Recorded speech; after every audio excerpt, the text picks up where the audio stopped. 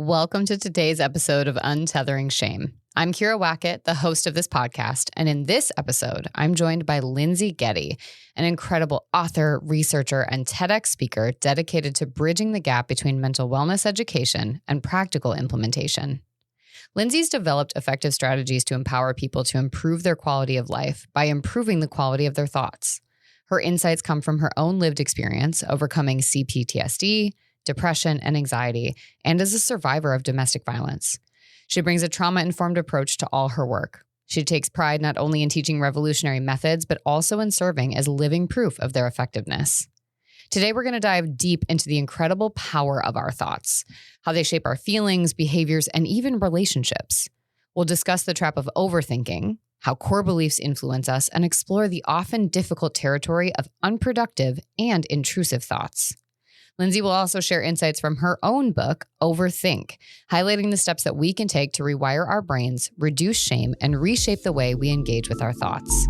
So let's dive in.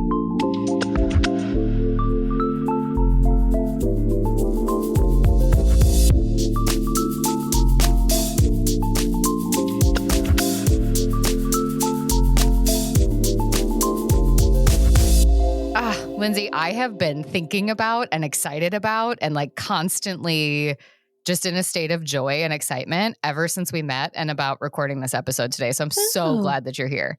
Thank you. Thank you for having me. So I like to start every episode just doing kind of a grounding. Where are we at? How are we coming into this space? And so I'm curious for you, if you could describe how you're feeling right now with one word, either about the day, about this episode, life, what would it be? So it'd be two words. It's apprehensive, but excited. Okay. And is that mostly about this episode or about life in general? The episode, I'm excited because I'm excited to do the podcast and talk about thoughts, but then I'm a little apprehensive because what we talked about, I'm focusing on not over explaining or talking for 6 minutes straight. Well, I think there's this balance. I was just talking about this with somebody yesterday when we were in a weightlifting class, and she was like, I think that there's an appropriate amount of anxiety that I have about deadlifting and not hurting my back. I was like, yeah, absolutely, because you could fuck up your back if you're not careful. And so having that balance. And so I think for you, it's this sign you care about this. You really want to have a conversation because you know it can help people. And so when you have this idea in your head, you're like, well, I'm excited and I want to do this, quote unquote, right. There's no right way. And we want to follow those things. And so I think it's just a testament that you care, that you're feeling that way, and that you want to show up authentically and still give people the best bang for their buck ultimately. Well, I love that you said that because that's advice that I'll give someone else. If they're nervous before public speaking, I'll say, well, it just shows that you care. And then it's interesting because I tell people you also need reminders constantly. And thank you for that reminder. I needed that. Yeah. Yeah. I mean, and that's that piece. And this is what I love about this conversation, because I think a lot of times when I start working with a client, I would say the majority of people that I meet, whether it was in the therapy room, now as a coach or speaker, it's always been I don't want anything to do with CBT, which is so interesting because really any lens through which we look at stuff, our mental health, well-being, we're all saying the same thing. I was interviewing somebody this morning that's a hypnotherapist. She and I do the exact same thing, just using different language. And so we got to this point and kind of realized it. But one of the things I think people struggle with is I don't want to talk about my thoughts and my behaviors. It feels, because it's both overwhelming, but also it feels, I think, sometimes so reductive that then it puts people in the driver's seat and they're afraid of that. And so there's always this hesitation. But I feel like we need to talk about thoughts more. We need to have, because thoughts are connections to our feelings, to our behaviors, to our relationships. And so can you tell me, in your mind, why do we need to be having more conversations about thoughts? Why are thoughts such an important piece here? So the way I like to describe it, because thoughts are abstract, so it can be difficult, I like to bring it concretely and talk about businesses and how businesses will spend hundreds of thousands of dollars on consultants to make sure that they are effectively allocating their resources. And they want to make sure that the right people are on the right projects, and they want to make sure that they're not overspending or underspending, and they're focused on the right product lines and this and that. So your most effective resource, your greatest resource is your thoughts.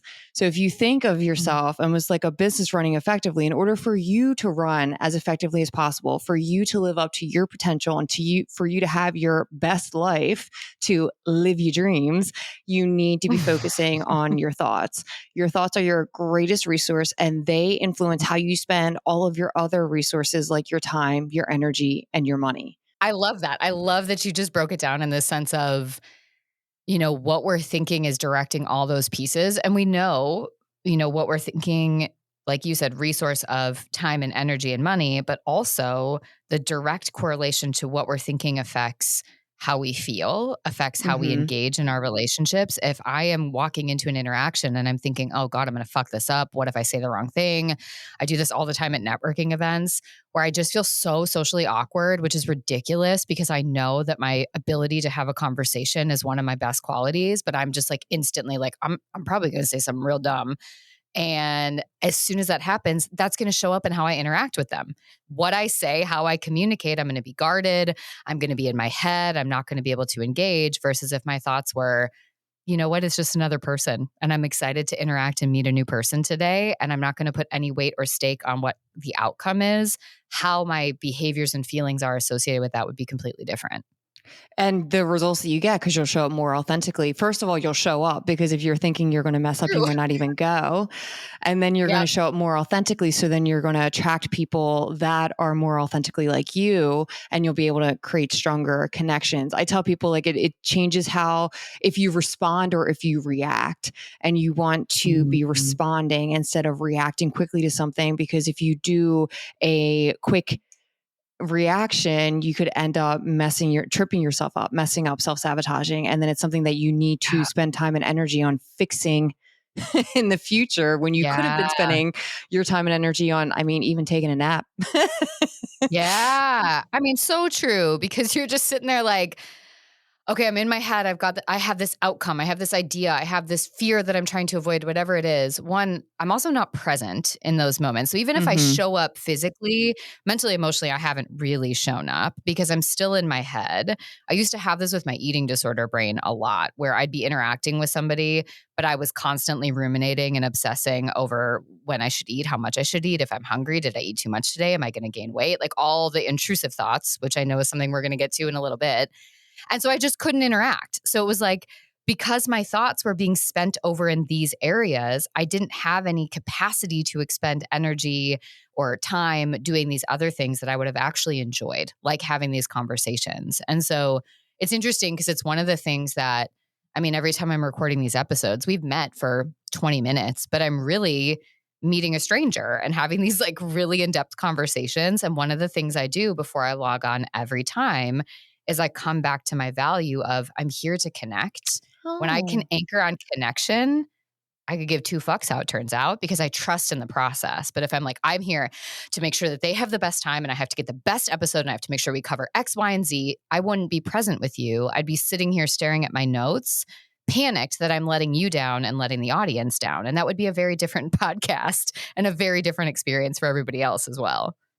And then it's going back to like saying the eating disorder brain, something that caught out to me too is if you're focusing on food and you're not connecting with someone, then it can hurt you or keep you from healing because the way that we heal is through connection. So then you're not connecting with that person and you're Mm. prioritizing food over top of your connections, going back to like your values as well. Yeah. Oh, that's so interesting. Okay. Mhm. So we're diving in, and I'm curious because people are going to be like, all right, I get it. Thoughts are super important. We need to talk about them. And what do you see as kind of the main pain points when it comes to thoughts? Where are people struggling with their thoughts? So I just want to, when I talk about thoughts, I feel like people are, especially when you're on a podcast or like I did a TED Talk, so I'm like on a stage, people think that you are somehow separate from them. I used to think that when I would see other people talking, but Yeah. a Oh, decade absolutely. ago, I was not focused on my thoughts. So like if Yeah. someone's listening and they're like, I don't even know where to begin, like I get you. I've been there. I know. So I Mhm. would say, The primary thing to start out with is just knowing that you need to focus on them, and then know that you haven't been taught how to focus on them. So it can be a little scary at first, Mm, and you're going to yeah. go through a whole bunch of things, probably that you're going to think that you're like messing up when really you're like on the right track.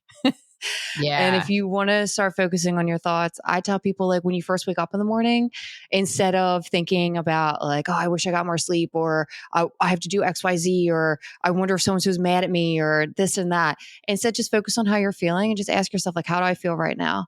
And then if you're Mhm. like, I feel good, then just focus Yeah. on, like, have a conversation with yourself, connect with you in the present moment in the morning, even for a minute. And know that if you Mhm. accomplish a goal early in the morning, sometimes people tell you to make your bed. You don't have to make your bed. If you just accomplish one goal, then it's going to set you up to accomplish more goals throughout the day. So just focus on your thoughts for a minute, check in with yourself, and then know that you're accomplished for that day, and then continue that like throughout the course of your day. I like that. And so when people start to pay attention to their thoughts and they're noticing them, I often find I'll have people do brain dumps sometimes of just like write down everything that your brain is saying. And then I want you to pay attention to how much of it is negative, positive, or neutral, and how much Mhm. of it is subjective or objective. And a lot of what people find, I feel like, is that it is a negative, subjective experience. So their subjective interpretation. It's often self oriented. Like, I suck. I haven't done enough today. I'm fat. People are looking at me. I really screwed up in this interaction. I should have done better in this.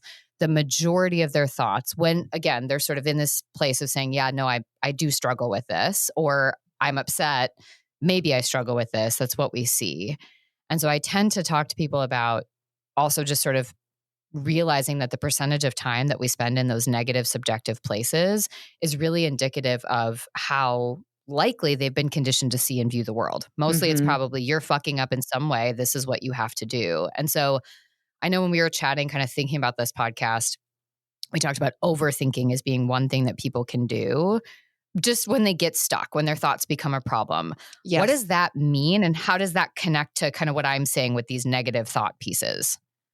So, with overthinking, how it's typically defined is just thinking, quote unquote, too much. What I believe, and from my research, is that overthinking is simply just uncontrolled thoughts. It's unproductive thoughts. So, your thoughts aren't conducive to Um, what you're trying to do in that moment. It could be if you're trying to go to sleep and you're thinking about something you did earlier that day, that thought's not productive because you're trying to go to sleep. Or if you are, say, you go on a date and then you leave the date and then you're thinking, I wonder if they like me. I wonder if I wore too much perfume. I wonder if I drank too much. Did I eat too much? Should I have gotten this? Should I have done this? If you're like mhm, dissecting everything, then that is unproductive thought. What you want to do instead is you want to ask, like, I like the value thing. Like, did I show up? Did I connect with mhm, someone if that's your goal of dating? And then you want to ask yourself, mhm, like, how do I feel about it? Do I want them to call me again?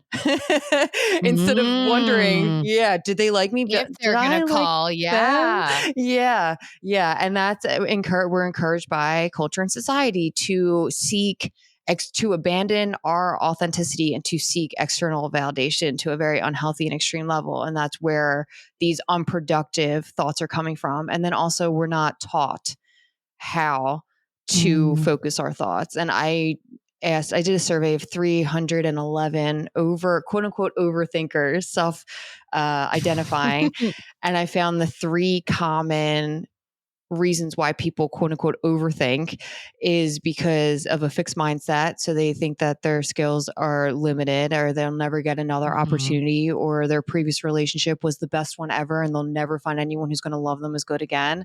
And then cognitive distortions, which goes into that never or that should thinking. And then also just a mhm. lack of confidence, a lack of self worth, self value. And even though self confidence isn't a thought process, it does contribute to our thought processes. So then I teach people how to identify and challenge their fixed mindset, cognitive distortions, and then their low self confidence, and change that. So then they're able to reduce the amount of unproductive thought. Oh, that's so interesting to kind of break it down that way, because I think a lot of the times the word I was often used, I think textbook, is like schema. So your self schema, or the way that you kind of anchor and think about yourself. And so a lot of the times I think about, I really feel like I'm screwing this up still when I'm thinking about the earth, but like, that's all right. I'm not going to do, what is it? geology. I guess that's rocks. I'm not studying the earth, so I guess if I'm getting it wrong, it doesn't matter. But I'm pretty sure there's the layers in the middle, and the ones that are built up around it are to kind of like protect the inside from coming out, because there's like lava and shit in the middle of the earth. Yeah, So if the you think about mantle. that, I was like, yeah, there you go. See, you would pass that class way better than me. But it's just this idea of like, I'm pretty sure the ones around it are to prevent it from getting out. Like, so I think about that as being like, we don't want anybody to like feel that. Like, I'm on the surface. I don't want the lava coming out and getting me.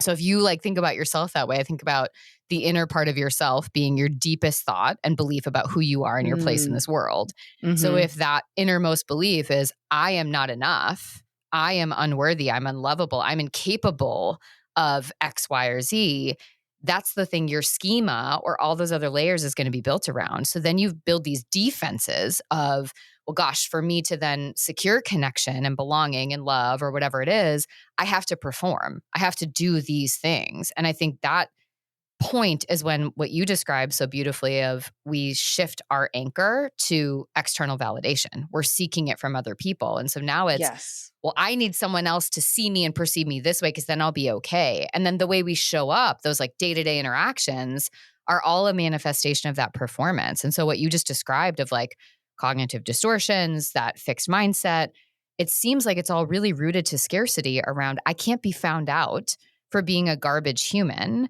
And this is how it has to be for me to be okay. I have to worry about every interaction. I can't afford the luxury of just going in and seeming confident because people are going to perceive me a certain way. And that could be a threat to then how I come off or show up. And I need their approval to be okay.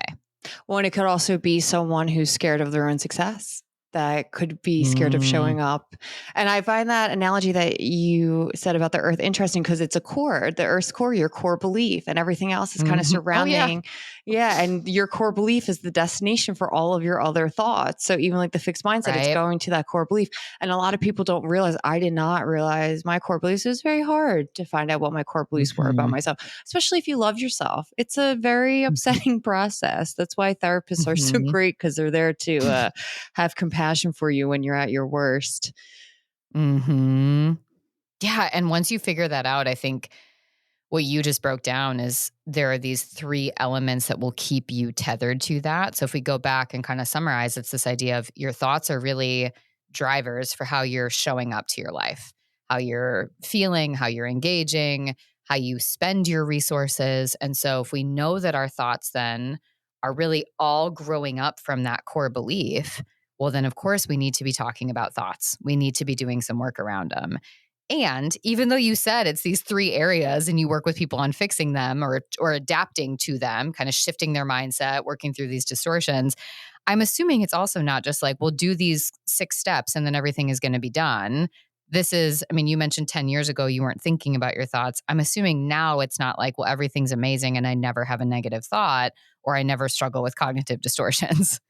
It's so yes, it's definitely a challenge. It's you build up a resilience over time. So before, when I had these ruminating thoughts and I kept thinking about things that happened in the past and I was beating myself up and I couldn't sleep and I just kept thinking over and over again, and I would just get so frustrated to the point where I would literally just be like, shut the fuck up, like, to my brain. Like, I love you, girl, but like, you need to just shut up. And then you get to a point where you're able to come to acceptance quicker. You're able to be in the now. You're able to forgive yourself and have self-compassion. You're able to identify what you need to do, like what in your toolbox you need to do. Do you need to talk to someone? Do you need to get a therapy appointment? Do you need to just talk to a friend? Maybe do you need to just go like have a quick drink somewhere and just like relax for a minute? Or do you need to do some meditation, go for a walk? And you can figure out what you need to do for that specific area. And then the more you do it, you just build up a resiliency. So then the other day something happened and I overthink, quote unquote, overthink when it comes to relationships. And it's a very difficult thing for me. I'm really good at work, but then my personal life is not the greatest. And I think a lot about it. And I just told myself, like, what are you doing? Stop. Like the situation's Mhm. over. You reflect, you see how you could do something better. You acknowledge that people are more forgiving than you think that they are. And then you also like when you focus on your thoughts, you can find like your habits and what you do. And I tend to think that people are more focused on me than they are. So I acknowledge that Mhm. maybe they're not, but like even if they are, it doesn't matter. Like how did I show up? I love what you said in the beginning, values. I do a value setting technique in each of my books because you just focus on like, did you show up to your core value? What do you wish that you would have done better? Like I'm a Mhm. recovering people pleaser. It's very difficult for me to stand up for myself. And recently I did, but it took me longer than I would have liked. And it was very difficult for me. And I needed to cry. And I did for like 2 hours. And then I needed to go out and just have a drink with a friend and just not talk about it and to Mhm. separate myself from the situation. So I did that. And then the next day I made sure I like got up, I worked out, I ate something healthy, and you just find what works for you. And then you Mhm. bounce back or forward quicker than you would have before. I like that. I think a lot about, so my daughter's 4.5, and she's in this interesting spot right now where she just wants to do what other people are doing. And which is a very socially appropriate thing. Some of it is like picking up what other kids do. It's also like she'll come in. She either wants to go to sleep wearing something like mom or going to sleep wearing something like dad. So if it's dad, she's like Oh, got the closest thing to boxers is just a pair of shorts. So she'll like try that's to so get all of cute. us to just sleep with shorts and no shirt. I'm like, well, dad's top of his body is a little different than mom's. Mom tends to wear a shirt when she sleeps. And so we'll like have these conversations, but it's really cute. It's this idea of, I want to be like this person. But we talk a lot about, she had a friend who was like, well, if you don't have your ears pierced, you can't be my friend. I was like, well, that's not friendship. That's manipulation. So Mm-mm. we're not Yes. going to be piercing our ears to be friends with this person. But you see how easily influenced people can be because our driving force is connection. We need connection. So like, well, I'm going to do whatever I can to feel connected. And so it's interesting because I can have those conversations with her and be like, no, that's dumb. We're not doing that. Or you don't have to eat the same thing as me or wear the same thing as me. In fact, you're going to get a lot of stuff in your life that I think is ugly and is terrible and is gross. Like you like music I don't like. You're going to want to buy clothes that I think are ridiculous. And guess what? That's something I'm going to celebrate because that's you.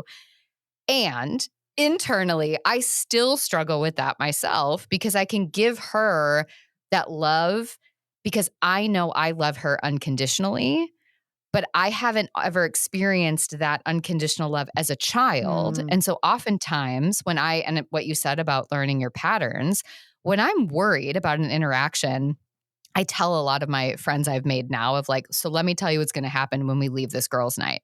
And this is what my brain's going to say to me in the car. And then lo and behold, it'll happen. Or I had an interaction with a friend and I told him the next day, I was like, so I haven't been able to let go of this thought that what I said was so shitty and that you're really mad at me and that we're not friends anymore. And he's like, I don't remember what you said. And I was like, cool, cool. So great reinforcement that like what you said, people aren't spending that much time thinking about it.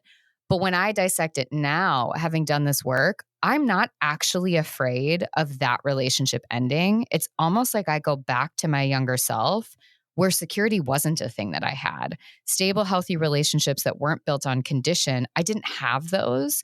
And so these thoughts that I have, these very intrusive, unhelpful, overthinking, whatever bucket we want to put them in thoughts, they are my body's way of trying to protect me, but Mm-hmm. from a threat from like decades ago. Because logically, this is not a threatening situation. I made a joke to a friend that joked back and laughed, and we were fine. But my panic that I felt for the next 24 hours was about the fact that I should never make a joke that could make someone feel bad. Should never play around. Like I was too bold. And if you're too bold, you're a problem. I never thought of it like that though, like just being bold. And I think that that is actually a reason why, like, we do have that societal want to conform and like be friends with people. But then Mhm. also, I think that boldness is taken away from us. Like, we're taken away from ourselves and we're taught, like what you said, Mm. like, we're taught like not to be bold. Yeah. And that's what I found Yeah. so interesting because, like, you're thinking that, but I don't think that there's anything wrong with that. I think you were just taught that. Mm-mm. Mhm. And I then mean, bold that, enough. I even think about, like, being called dramatic because you had a reaction when you were a teenager or being mhm. told to, like, you can't have this feeling. This feeling is a problem. That was bold to assert the feeling. And I think that's that piece of like, there's a vulnerability to let someone, like if all your friends want to listen to country, this is a very personal experience and you don't get down with country and you would rather have like, I don't know, a rap song. We had really good rap in the early 90s. I didn't want to say anything because it'd be too bold to tell somebody I didn't like that music. So you just pretend like you like it because that boldness was equated, at least to me, as too big of a risk because that's where rejection comes into play. Yeah, I find that so interesting. It reminded me of a conversation. I had a very empowering conversation, actually. Someone did something that wasn't kind, and I said something Mm. about it, and they said, "You sound angry." And previously, I would feel shame for my emotions, or I didn't want to sound dramatic, or I didn't want Ooh, to be yeah. angry. So then my previous response would be, "I'm not angry," which I obviously was, but I didn't say that. This time I stopped and I said, well, of course I'm fucking angry. You treated me like shit. If I Mhm. wasn't angry, it would mean I didn't love myself. The anger is showing me that there is a problem Yes. here. Yes. And that anger doesn't mean that I think you're a terrible, horrible person and that we can't get past this. I am allowed to feel angry, though, about this interaction. Exactly. That's very important Mm. to assert that part of it too. And it was probably me just getting defensive for being called angry. They probably just said like, "Oh, you sound angry," but then I got defensive because I'm used to people using that against me. But I just remember it felt like I have short hair now, but when I had long hair, it was like one of those like, whip that hair, Beyonce walking on Yeah. stage, one foot in front of the other and like 4-inch stilettos. Like, yeah, I'm angry. Like it Yeah. just feels so good to own it. But it's scary. It's very Yeah. scary to do that. And you have to get to like a certain level of confidence to be able to do it. But then the more you confidently assert yourself and like you said, like be bold, the more you do Mhm. that, then the easier it will become because then it will become second nature to you. And then you'll stop focusing on other people's responses because then you'll just be so proud of yourself. Mm.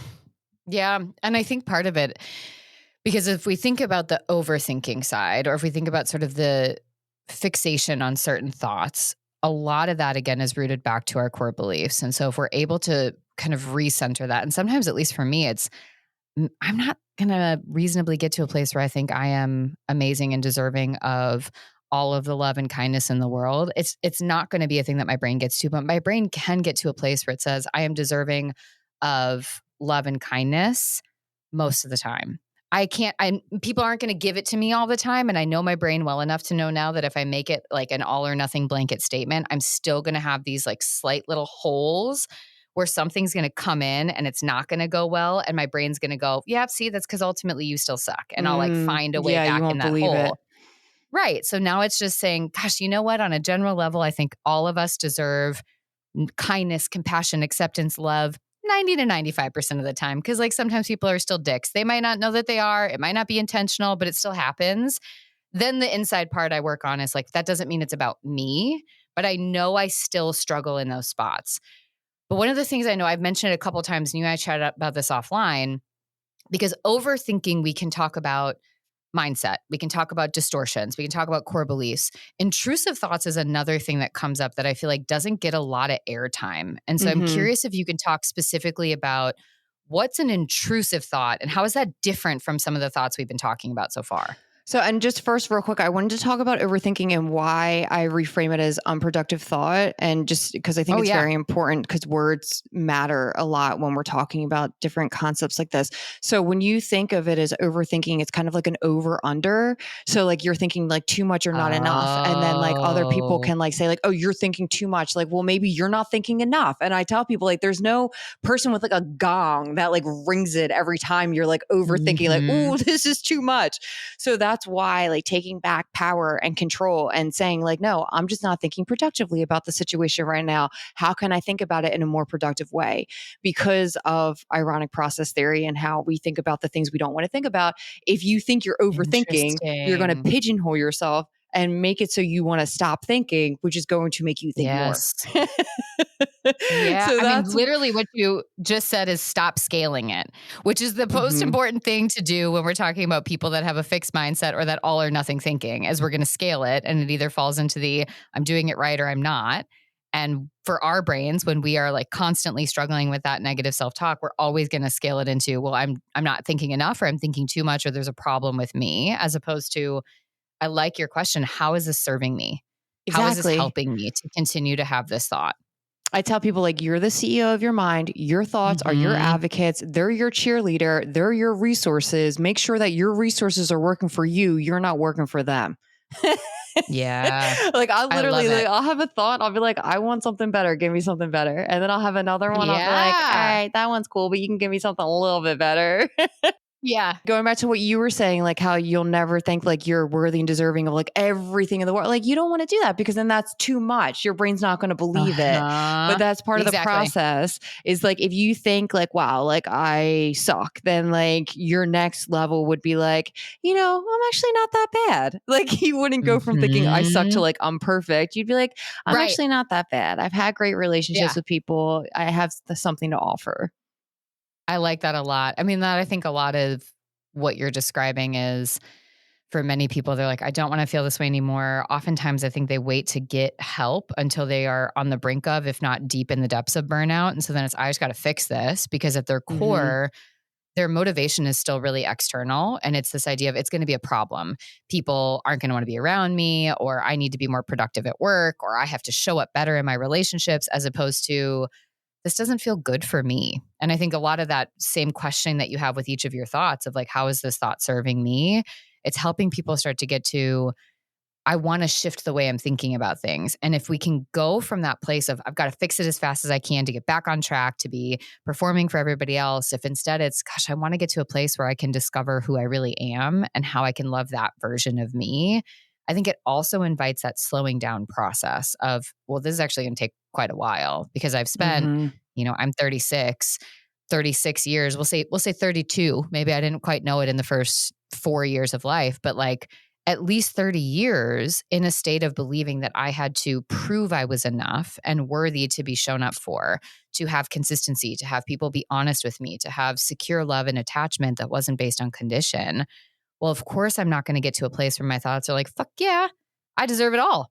I am deserving of love and kindness 100% of the time. The fact that I can even say I'm at 90, 95, that's a big deal. And that's 20 years almost of doing this work in different iterations to get to that place. Mm-hmm.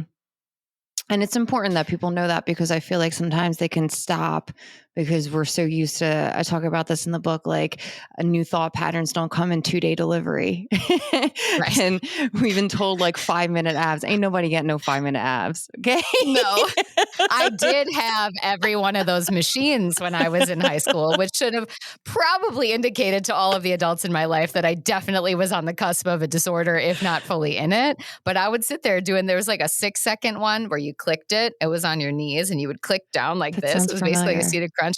Yeah, it was the dumbest thing ever. It didn't work. It was so ridiculous. You were just going to like basically strain yourself or like fart. Like that's really all it was. Like you were just pushing so uncomfortably. It was so bad. And so, but I did it. I definitely did it. Because again, quick fixes. I have to do whatever I can so that whatever the risk is, my weight, my appearance, my dumb thing that I said, the perception on the date, was I a bad kisser, whatever those things are, you have to correct it because otherwise you're exposed. And so, okay, I'm going to loop us back because we're going to talk about intrusive thoughts too. And Yes. if I don't, I know that we are going to, because we could talk for like 38 hours, that we will run out of time. So I want to be able to talk about what those are for people as well. So what are intrusive thoughts? So intrusive thoughts can be thoughts that aren't like your typical thoughts. So they feel, I mean, for lack of a better term, intrusive. They're like something that feels very uncomfortable. And then people can try and push them away because it's not like their typical thought. So then they don't want to think it. It could be like a anxiety or a deep set fear that is manifesting in a weird way. We talked about it before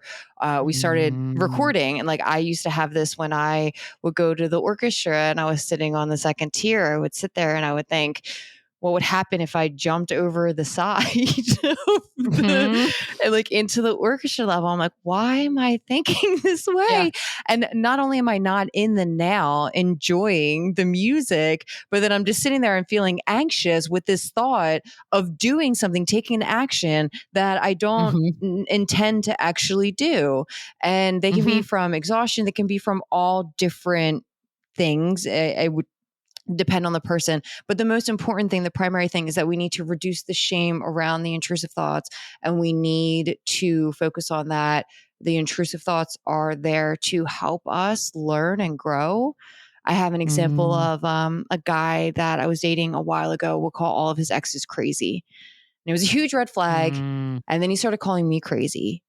And I stopped talking to him, but I was so triggered. I was in my house and I was scared that the police were going to come and arrest me and take me away. And they were going to take all of my belongings. And I was going to be in like a 50-51 hold because this man just went to the police and said that I was crazy. And I'm like, oh my mm, God, like, why would I think this way? Like, why? Why mhm, am I like, this is a lot. Like, what is this thought mhm, trying to tell me? Because like, I'm having trouble. Like, I'm struggling right now. And then mhm. coincidentally, I watched Bram Stoker's Dracula. So awkward. I really wanted to watch the movie. And they had an insane asylum in the beginning. And for some reason, I Googled insane asylum. And then something came up about how previously in the early 1900s, women would be committed to insane asylums for reasons such as disagreeing with their husbands or not having Mhm. the same religion as their husbands. And it reminded me, I'm like, oh my God, my grandmother used to constantly say that. Don't let them think they're crazy or they're going to come take you away and take all your stuff. I'm like, oh my God, I'm having these intrusive Mm. thoughts because my grandmother put this into my mind as a child.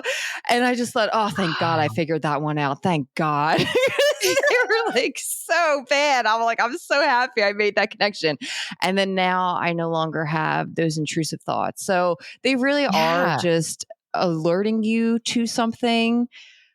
I'm still not sure about the one for I don't think about it now when I'm sitting at a concert, but I don't really have like conscious awareness of what that me like jumping over the side was. I think it was just anxiety, general anxiety. I'm not sure. Yeah, I mean, what I thought was so interesting when I was I can't remember if I was still in my master's program or if it was after, but I was doing like a conference and extended learning, and we were talking about sort of the correlation with suicidality and increase in passive and active suicidality amongst teens. And one of the things that the speaker talked about was how because death is such a taboo conversation Mhm. that oftentimes we've all at some point in our life, even though people do not want to admit it and maybe they aren't consciously aware of it, at some point in our life we have all had the thought, what if I died right now? Usually it's something like, what if I drove my car into that tree? What if I drove off this bridge? What if I jumped off that second story balcony at the orchestra? We have these thoughts that come up. Our brain doesn't know how to make sense of this very ambiguous, overwhelmed, taboo topic, and also needs to make sense of mortality. And so we have these thoughts that come into play. People get so scared when they have them that they don't talk about them, or when Mhm. someone does have them. And in the case of teens, oftentimes there's so much pain that's going on for them, so much undiagnosed mental health distress. So then they get brave enough to talk about it. And they're like, I think I'm going to do this. And it feels so extreme. And the other person might feel so uncomfortable. They're like, oh gosh, I can't talk about it. And so now every time they have the thought, they're either sure that they're going to kill themselves or they must want to in some way, or they just shove it down. They're like, I can't think that way. I can't think that way. That's bad. You're not allowed to think that. Instead of being like, gosh, those thoughts are actually really normal to have, particularly in states of overwhelm. I've Mhm. had those thoughts show up at different points. I've gotten really, really sick before and they've popped up. I've had several moments since my daughter was born where I can see now I was in a state of such deep overwhelm and the trauma of having a baby right before COVID, of having my husband be working in the emergency department, of having all these things that were happening at the same time while being an active trauma therapist at the time. My brain didn't know what the fuck to do. So like every once in a while it would have these thoughts of like, what if I just died? What if I just drove off and didn't come back today? What if I just left my family? Like I don't want to leave my family, but for a brief moment my brain just didn't see anything else, and so the thought would come in. So I have no idea if that's where your orchestra thoughts would come in, but I know that there was just I think some comfort for me when I learned that of like, gosh, I have had those thoughts before. It's important. I'll say the sort of piece of if we are having thoughts about killing ourselves, hurting someone, all of that, we definitely need to figure out a way to talk to people about it. So just Mhm. sort of that side point of like, we need to take them seriously. And for me, taking them seriously was enough of like, I just talked to my therapist about why are these things coming up? Does that mean that I feel this way? Does that mean I want to do this? I'm scared that that's what that means, that I keep going there. Kind of like your thing of, am I going to get arrested? Am I going to put on a 50-51 hold? Am I going to be put somewhere? To have Mhm. someone else come in and be like, the reality that you're now starting to create around this is not based in the reality that I'm experiencing. So let's talk through the differences in our reality and what might be going on. Sometimes that alone can help break that. Like, at least for me, it was, how could you not want to drive away when you feel like you have nothing? You're just constantly talking about trauma with your clients. You haven't slept in like 6 months. You're scared about what's going to happen with COVID. You're dealing with all this other pain and loss. How could your brain not at least have a small, brief moment where all it thinks about is escape? That doesn't make you a bad person. It doesn't mean you don't love or care about your family. And I think that the fear for a lot of people is if they say that, what's everyone else going to think? Like for you, is everyone going to think I am crazy? Am I going to find out the truth? For me, is it, well, you are going to do this. You're a bad mom. Or what if you hurt somebody? What if you hurt yourself? And then you can never unsay those things. Well, and for me too, a thing that I get very frustrated because I know people have good intentions, but they're constantly leaning into the positive. Everything's going to be great. You're wonderful. Everyone loves Right. you. I'm like, no, I feel horrible right now. I can't go from a 0 to a 10. I actually want Right. to stay around this 0 right now. I want to make sure I'm not doing anything like unhealthy or hurting myself, but I want to stay here and I want to feel this for a reason. There's a reason why I'm here. And then like something happened Yeah. recently, I wasn't feeling so good. And then I realized, wow. And I changed something in my life. And then now I feel better. I'm like, that was just showing me that I needed to focus on something. I needed to go in a different direction. I need to have a stronger Yeah. boundary somewhere. And that's why, like, I Mm. don't, it's a lot of times people, sometimes all we need is someone just to listen and say, damn, that sucks. Hmm. Like, and that's why I think a lot Yeah. of people don't share it either because then they don't, or the will, and I do this too. People will go into the comparative thing, like, oh, I know exactly what you Yeah. mean. Like last year, and it's like, no, I'm not.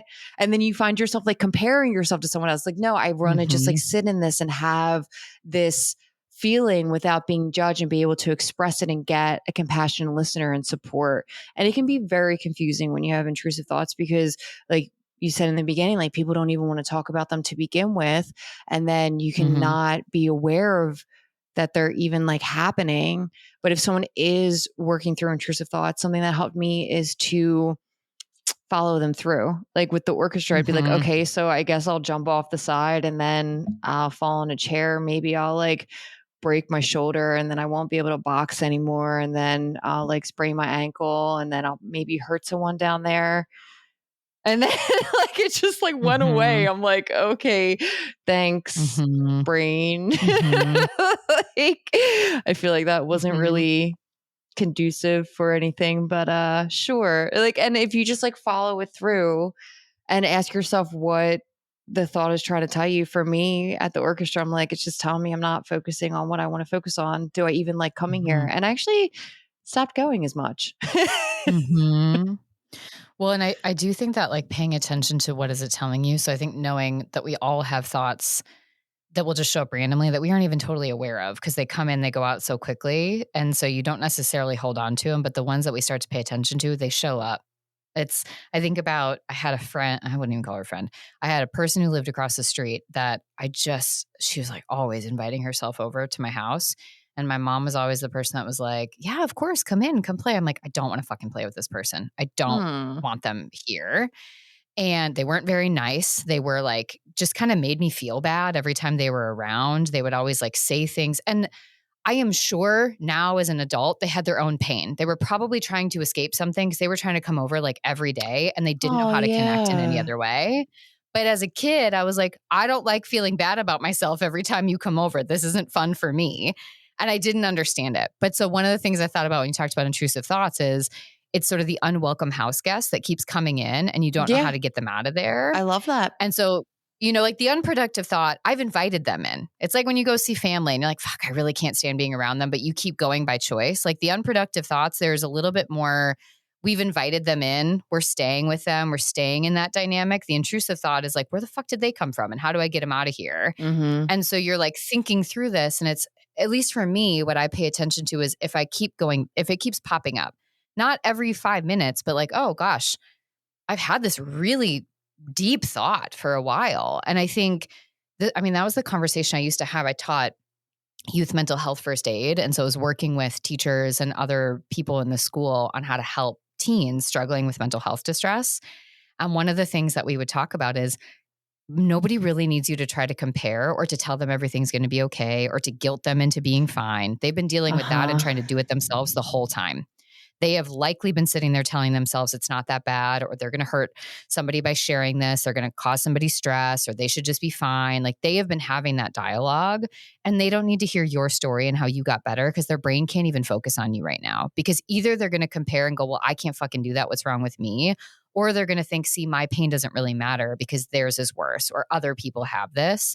So I should stay silent. I think what you said is so key is oftentimes I think our intrusive thoughts can also be a very desperate attempt to saying, I need to feel seen in some way. I need something. I need connection. I need someone to hold me.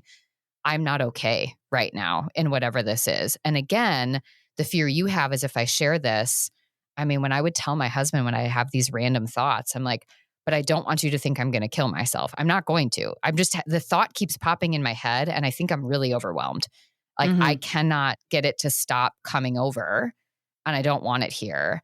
And I just need to talk through it. And then the moment that I could say it out loud, I think kind of like you did of like playing it through, but more for me, it was like, I just can't see a way out of my pain right now. And I think I need to talk through what this looks like. Like one was, and I had a really bad sinus infection. Like I was in such bad pain. I wasn't sleeping. It was, I think, honestly, one of the most painful experiences I've ever had in my life. And it was like, I can't imagine that this is going to get better. And so being able to talk through with somebody, one, to validate, of course, you're going to feel that way when it feels like there's no end in sight, which is, I know I keep bringing up teens, but it's a big reason why it's a hard point with teens is their brains literally cannot see past high school. They don't have an understanding of time in that way. But then for like my perspective, then being able to even say something like, okay, what does that look like? What would it look like if you felt 1% better? What would it look like Mm. to Yeah. take some of that off? What would it look like if you felt, maybe in your case even of like, what would that look like to not feel crazy? What does a not crazy person look like? What does that look like? Like just to start to think through these things of like re-expanding the brain back out. But that, I mean, it's scary because you just don't know what someone's going to say. Well, and that's the thing too, like, even with, like, the crazy, like, for me, it wasn't like, I'm like, "Ah," like, I don't actually feel this way, but why did this comment elicit such a strong response in me? And Mhm. then that's why I decided to follow it. And then I realized, like, Yeah. and it annoys me because that's a typical thing that men will call women, and they've been, Mhm. not all men, but men have gotten away with it. I saw there was a story about a man, the woman didn't believe the same religion as her husband, so she was committed for the rest of her life. Like, it's scary. So then I'm like, wow, that's why it triggers me so much because of the history behind it. And then just me acknowledging Mhm. like that. And then it was used as like a weapon against me.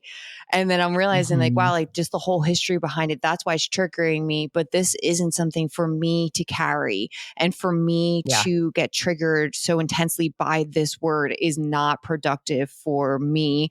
And instead, what I need to realize is that this man is calling all of his exes crazy because he wasn't showing up in the relationship and he was giving mixed signals, which Mhm. was making them act in different ways.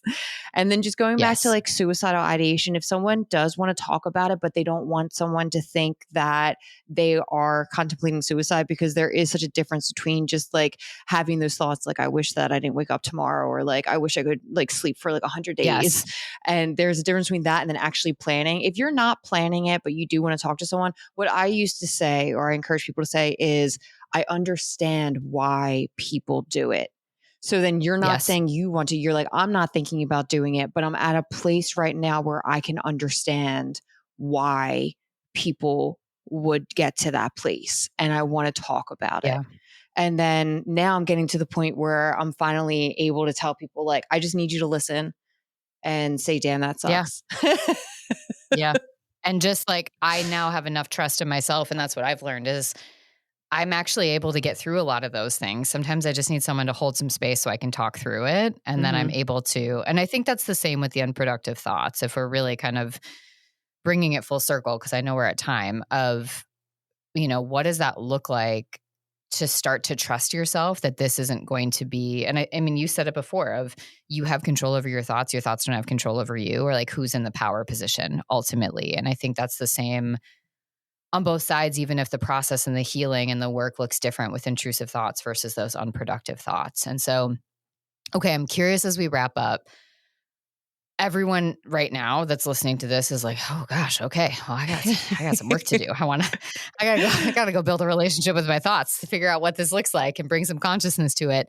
What would you say? I mean, you kind of laid out step one is just starting to maybe notice your thoughts a little bit, and then even taking a few minutes, if it's in the morning, the evening, to try to not go there with your thoughts, to even just kind of notice some of them, or like just be with yourself. I'm just in bed right now. There's just a neutral statement. I am just here with myself. We don't have to go to that place. But if you were to think about, all the listeners, if they're like, okay, you sufficiently given me this like state of overwhelm and yet empowerment and encouragement, if you could wrap it in one piece and give them just like, here's the nugget to take with and kind of work with next, what would that be?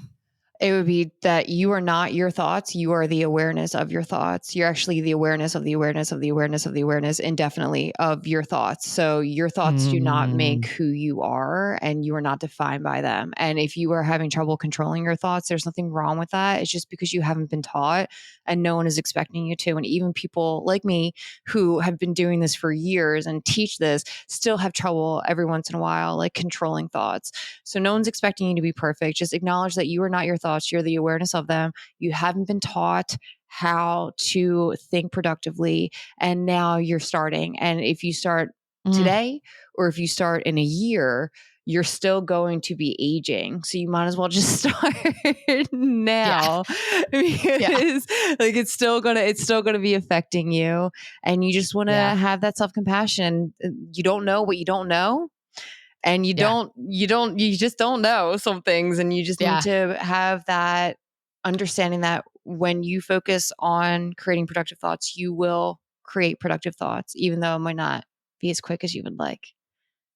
I love that. So tell people, because some people are going to be like, okay, I got it. I'm going to sit with this. I'm going to come back to this when I feel ready. Other people are going to be like, but you've mentioned a book a few times now, and you haven't told us the title. You haven't told us anything about this. And so what is your book? Where can people find it? And then also, where is the best place for them to just come and learn everything about you? Yes. So I just published my first book in April. My second book is coming out next month. So it's a series called Thought Books. It's a thought-based approach to personal development. And my first one is called Overthink.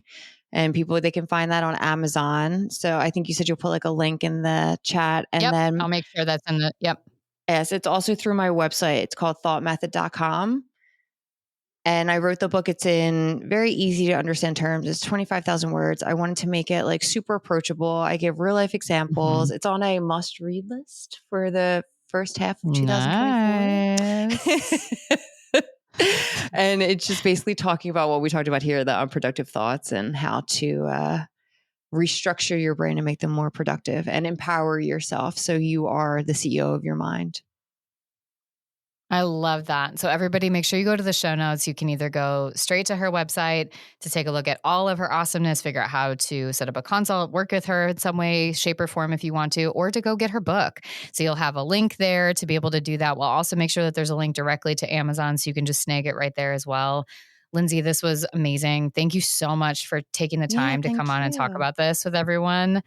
And so for all of you listeners, remember, every time we have these episodes, the goal is that your brain pond gets kicked up. It's kind of mucky. There's so many different things happening.